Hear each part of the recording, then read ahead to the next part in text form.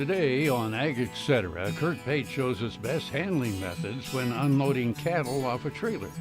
Then, with the recent wildfires in Oklahoma, A.J. Tarpoff, K-State Research and Extension, reminds producers about post-fire cattle health. And then Walt Fitt talks about the effects on grass following a wildfire event. Next, K-State agricultural economist Vincent Amanor Boadu takes a closer look at the recent trade interventions. And we end with Dr. Chris Blevins and Dr. Kate Delp talking foals.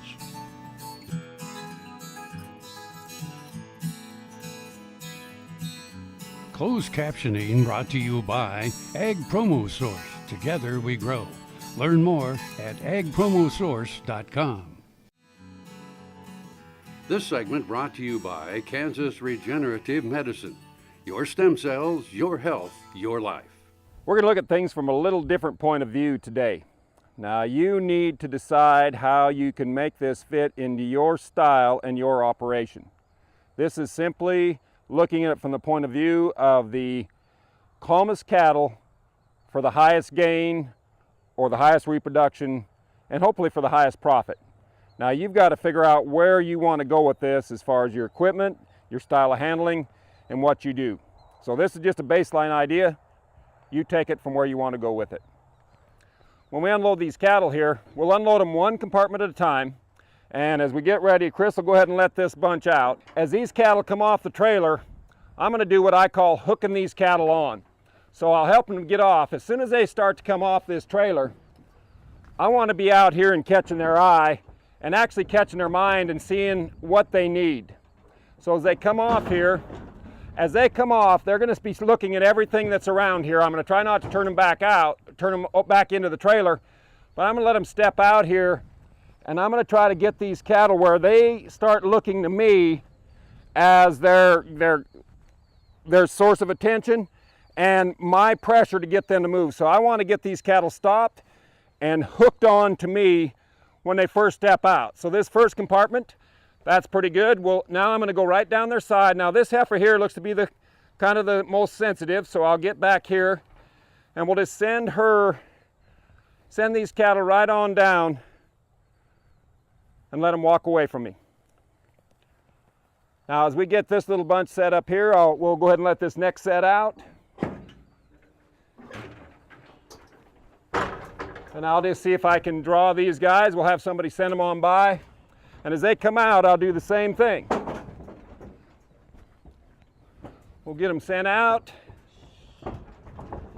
And now as they come, I'll just catch their eye and let them come to their buddies. So I'm going to take control of these calves right off. I want to make sure that they understand that I'm in control of the pressure, and we'll let them come on right on by. I'll let this heifer here, I'll let her catch me, watch her ears.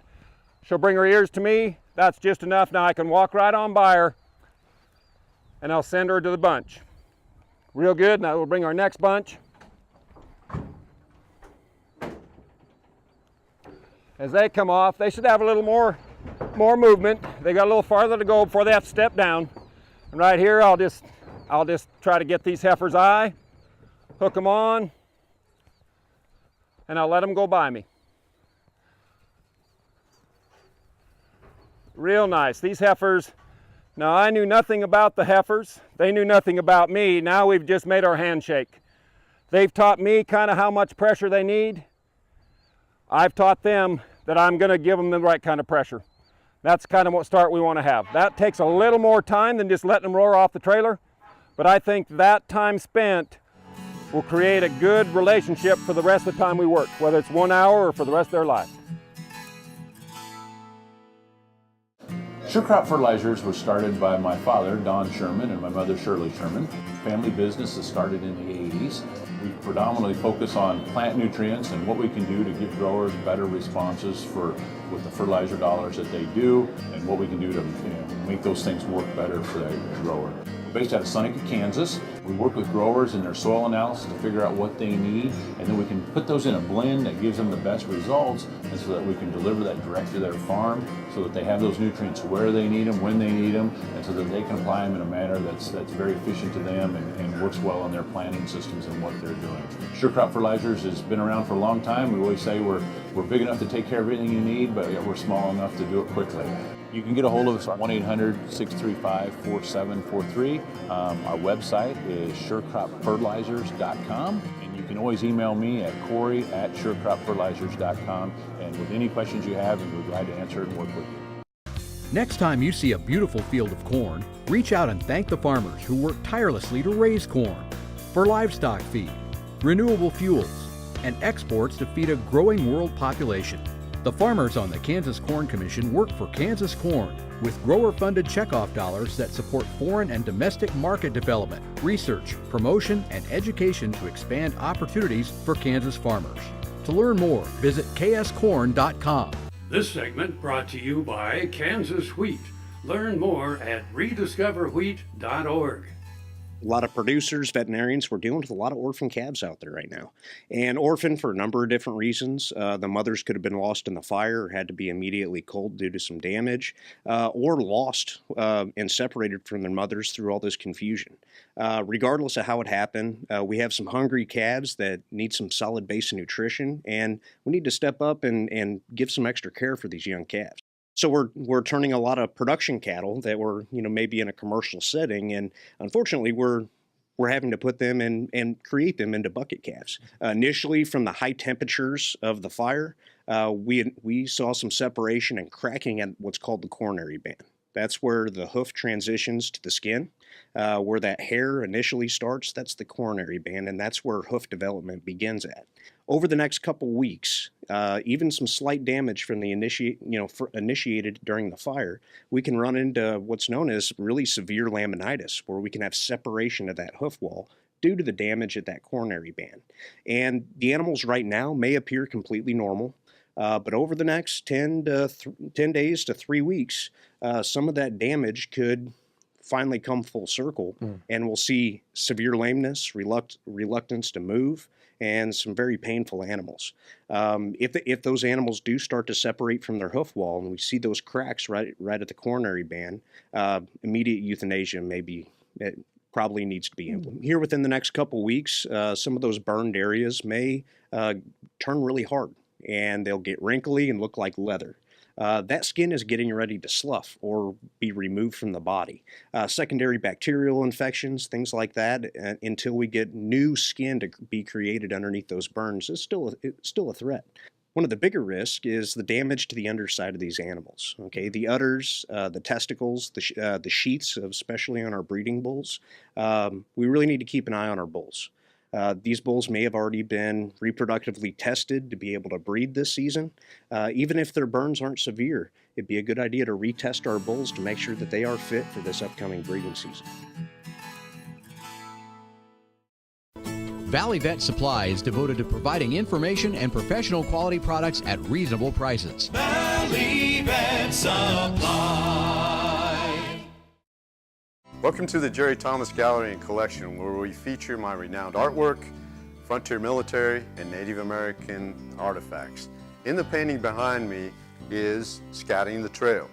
2 scouts overlook the Smoky Hill River Valley just north of the famous Monument Rocks, which are internationally renowned, as a column of 7th Cavalry parade north of the river.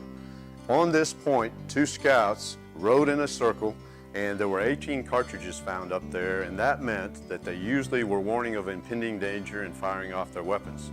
One of those weapons I feature in the gallery, a Spencer weapon, which we featured in the painting. Very unique and very honored to showcase this to you. KFRM is one of the largest farm radio stations in the nation, dedicated to informing and entertaining rural listeners from northern Oklahoma to southwestern Nebraska. You can catch KFRM in many ways. Of course, 550 on the AM dial, streaming at KFRM.com, or on your smartphone by going to the TuneIn Radio app, or on Ag AM in Kansas on Tuesdays and Facebook every day of the week. KFRM, tune us in. You'll be glad you did. Hi, I'm Kim Mandring with Hardy Insurance. I'm here to help you with all of your farm and ranch needs. When it comes to protecting your operation and your family, you need a name you can trust at a price you can afford. Call me today or visit hardyaviationins.com. Welcome to Western Kansas Wildlife Travel Center, right here in Oakley, Kansas on I-70 at exit 76. I-70, after all, is America's Main Street, and we're right here on Main Street for you. Now that I'm an Oakley resident, I still come in almost every day, and I sit and listen to the conversations of the people around me. You know, the guys who are talking about the big elk they just bagged, or the folks who are taking their kid to college for the first time. People just traveling up and down the highway. Real people, just like you and me. And they find just what I find here, real people to serve them. There's history, there's scenery. We hope you'll stop and see us soon. Welcome to Oakley.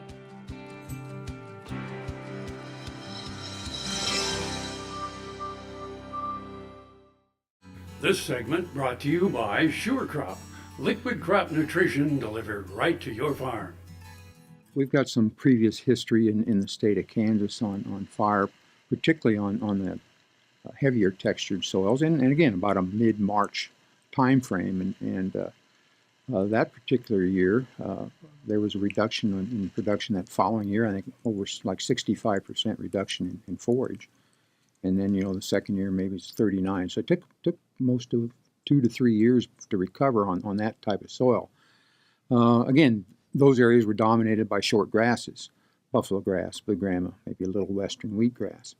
The sandy soils, or like I say, more mixed prairie, you're going to have probably sand blue stem and little blue stem primarily. From what I've read in other areas that have dominated with sandy soils, they tend not to be harmed much by fire. This point in time, their growing points, the rhizome is below ground, so that, assuming we have some soil moisture and rain to get them growing again, I think they'll recover quite nicely. Still a little concerned though about little blue stem because it's a bunch grass, and the growing point is more or less right there at the crown, right at the soil surface. So fire can do a little more damage to it. Although in this case, we may just have to wait and see again because these fires were moving very quickly. As these plants start their growing season, they're going to need that subsoil moisture at least to get started. Go back clear to like last November through the present time. I think some of those areas had maybe anywhere from 2 to 5 inches. There might be enough moisture to start, but a lot of things are going to depend on subsequent moisture. Again, I think on those heavier soils situations, I would suspect some reduction in stocking rate may be necessary. And again, that can vary, maybe 25% or more. That first year might be something that'd be appropriate. The sandy soils, again, because it's a different plant community, it maybe is not hurt as much. At least I'm expecting they're going to recover quicker because of the type of grass species that are on them. If it's not recovering like we thought it might or should, then we may need to cut back, do some destocking. Ag Promo Source is a unique group of marketing specialists with one mission: help your ag business grow. Each affiliate has their own area of expertise, and they work together to bring you advice, products, and services. To get started, visit agpromosource.com. Ag Promo Source. Together we grow. Hi, I'm Randy. And I'm Paul from PFI. We would like to personally invite you to stop by PFI, home of Boot Daddies. PFI is America's Western store, covering over 50,000 square feet. Over 25,000 boots. Visit Saddle City with the largest selection of saddles and tack anywhere. A huge selection of hats at Big Spur Hat Company in PFI Town. And choose from the best brands of clothing and accessories for the entire family. PFI, located on Highway 65 at the Battlefield exit in Springfield. And I'm not kidding. Tarwater Farm and Home has been family owned and operated since its beginning in 1978. What you need for farm and agriculture, lawn and garden, clothing and footwear, and so much more. You'll be surprised at what you'll find in this huge store. They have what you need and lots of it. So come take a look. You'll discover that customer service is first and foremost. Always has been with the Tarwaters. Tarwater Farm and Home, 4107 North Topeka Boulevard. We do business with Blueville because of the quality of their work. It is excellent quality, and because they make a commitment to their customers. We enjoy the benefits of hiring a good company to help us maintain this home. We will always do business with Blueville. We have for many, many years, and there's no reason for us to look for any other service.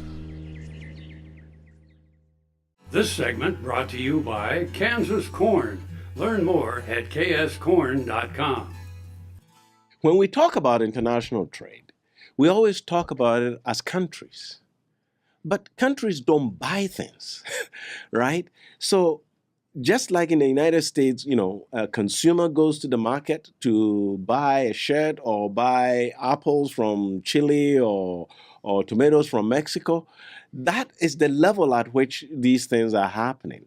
So as soon as we start thinking about it at the country level, we lose sight of the fact that, a Kansas farmer or a Texas farmer who is shipping product to Mexico or to China or to Japan is the one that is going to feel the direct impact of this.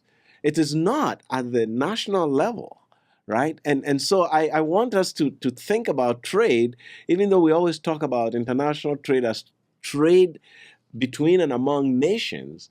It's not the nations that are making the choices. It's the individual companies, individual consumers that are making all those choices and decisions. And so the impact is felt directly by our companies and by the foreign companies that are involved in this. China as a whole has a positive trade balance with the United States. But agriculture as a sector, our farmers as individual producers have a positive trade balance. And that's why they ship stuff. Right? We are shipping soybean, we are shipping pork products to China because we can supply these products better than anybody else and make money at doing that, right? If another industry is having trouble in China, then they have a competitive disadvantage. To sacrifice agriculture's interest, and I want to break it down, to sacrifice farmers, individual farmers in Kansas, Wisconsin, California, because individual steel mills are not being competitive. U.S. agriculture has not become this good by accident.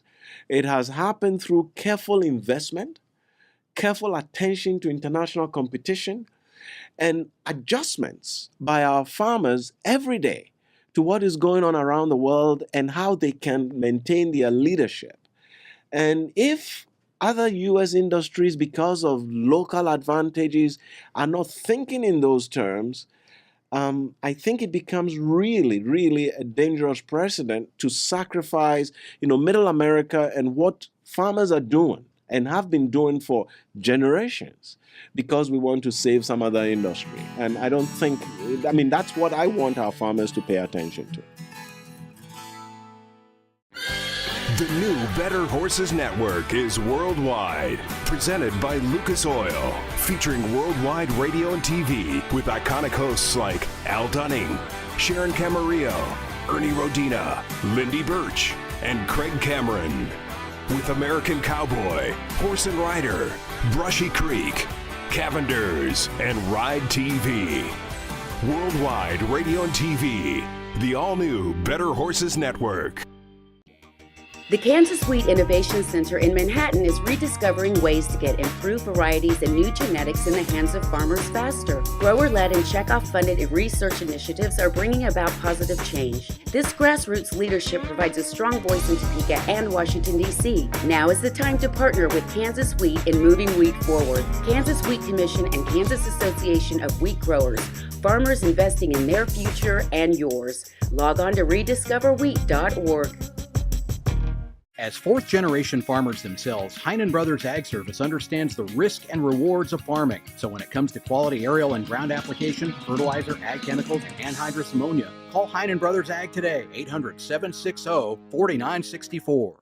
I had this horse, it was a good horse, except for when the wind was blowing above 30 miles an hour. Wind was blowing about 35, 40, and I saddled him up, rode him out to the end of the lane, and I thought, well, he's doing pretty good. And about 6 jumps later, I was laying on the ground and thinking, boy, my shoulders sure hurt. I kept waiting, and it didn't get better, and so I went to an orthopedic surgeon, and that showed that I had torn rotator cuff. He said, well, we'll have to do surgery. I farm and ranch by myself. It's not going to work out very well. I'd been sleeping in my recliner for about 2.5 years because it hurt too much to sleep in bed on my side.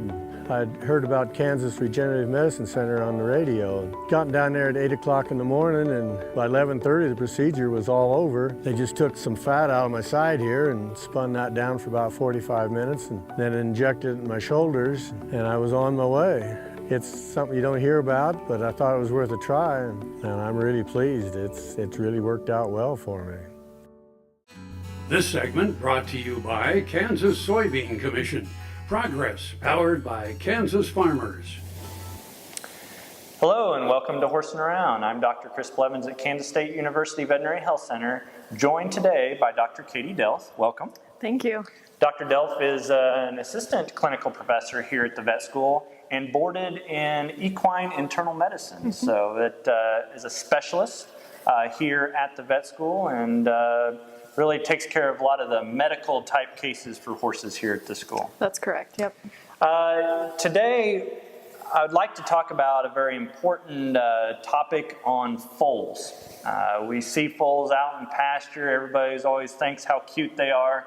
But what kind of things could go awry, or when that foal is first born, what things should an owner be watching for or doing? Yeah, that's a great question. So, once the foals are born, they should pretty quickly start to right themselves, so start to come into sternal and actually have a suckle reflex. If you would kind of put your finger in their mouth pretty quickly within the first 5 to 10 minutes, and then at about 30 minutes after birth, they should be trying to get up, and by 1 hour, they should actually be standing, and then we say by 2 hours, they should be nursing as well. So it goes pretty quickly, and if they don't hit those benchmarks right away, that indicates that there could be a problem, and that somebody likely needs to come out and examine that foal.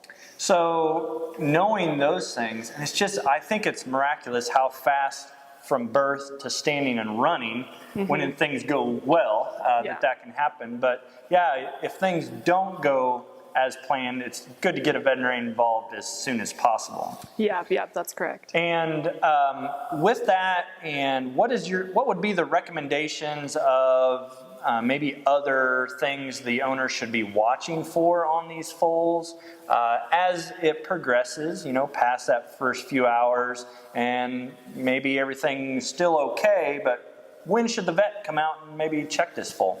Yeah, so you should have a veterinarian out within the first 24 hours or so. It's ideal to draw some blood on your newborn foal and check their immunoglobulin level. And so we have a quick snap test that we can perform on the farm. And as long as that is an adequate level, then we know that we're good with that foal, as long as they're acting well and their physical exam was normal. If it's not adequate, then we would have to follow up with things like plasma, if needed in that foal. So. And when you're saying like adequate snap and blood and those things, that has to do with its immune system, right? And fighting off diseases. And I guess, how do foals fight off disease with their immune system when they're first born? I guess some owners may not understand that. Yep. So the foal has to ingest colostrum from its dam. And as long as the mare has adequate colostrum, then typically the foal is okay. And that's how they have a functioning immune system.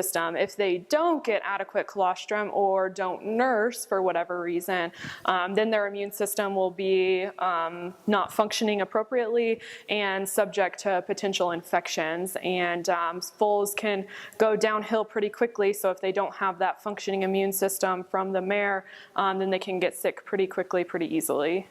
And I think that's sometimes things that we take for advantage of, foals just out in the pasture and doing well, but there was a lot of things that had to happen correctly for there to be, nice, vigorous foal. Yep, that's correct. Yep. And I think probably the biggest thing to remember, and if owners have questions, they can sure give us a call here at the vet school, or call your veterinarian when a foal is born. I think getting a veterinarian involved sooner than later always has a better outcome than kind of hitting it after the aspect of the foal being down. Yeah. Well, thank you, Dr. Delf, and the information on the foals. Thank you for having me. I'm Dr. Chris Blevins for Kansas State Veterinary Health Center, and we'll see you around. Closed captioning brought to you by Ag Promo Source. Together we grow. Learn more at agpromosource.com.